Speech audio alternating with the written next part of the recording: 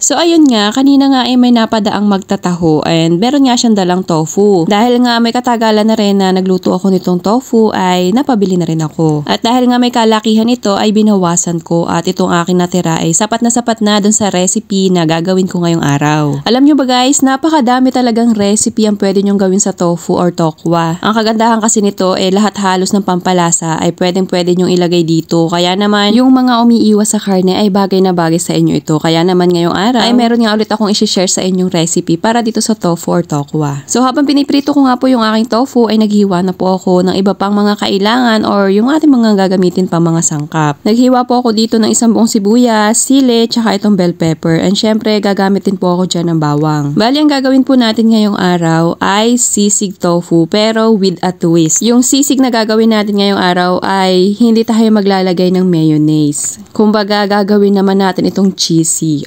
Nasubukan nyo na ba yon? Kung hindi pa ay subukan nyo rin. Panoorin nyo itong ating recipe ngayong araw at talaga namang sigurado ako na magugustuhan nyo rin po yun. So ayan, naprito ko na nga po itong tokwa or tofu. At dito po sa kaparehong kawali, tinanggalan ko lang po ng mantika at naglagay po ako dyan ng isang kutsarang margarine. Ginisa ko po yung bawang at isinunod ko na rin po yung sibuyas. Hindi po kailangang gisang-gisa yung ating sibuyas. Mas masarap kapag malutong pa po yung ating sibuyas. Inilagay ko na nga rin dito yung sili at saka yung ating bell pepper. Halo-haloin po lamang yan ng bahagya dito sa ating margarine. So hindi po kailangan gisang-gisa yan.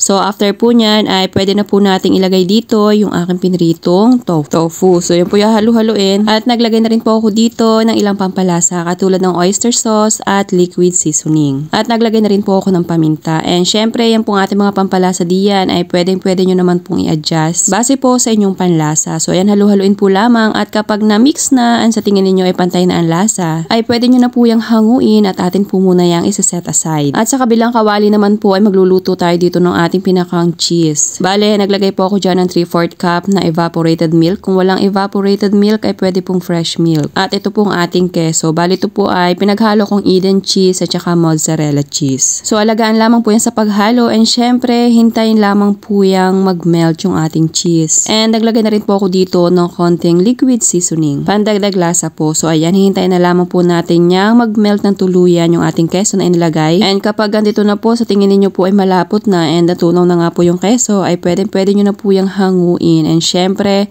pwede nyo na rin po yung itoppings dun sa ating tofu or tokwa. So ayan, alam nyo ba guys, hindi ko nga akalain na masarap pala ito. Instead nga na mayonnaise yung ilalagay natin, ito naman pong tinunaw na cheese or cheese sauce. Nako, napakasarap po nito at bagay na bagay din po sa ganitong recipe ng tofu or tokwa. At kung umabot ka nga po hanggang dito sa part ng ating video, nako for sure ako na natakam ka rin. Kaya naman pakipusuan nyo na po itong ating cheesy tofu sisig. So ano pang hinihintay ninyo? Kung meron ka dyan tofu or tokwa, nako, subukan nyo na po yung ganitong recipe. Talaga namang magugustuhan nyo po ito. Hindi lang ito masarap na ulam, masarap ding pangpulutan. So sana nagustuhan nyo po yung aking recipe ngayong araw.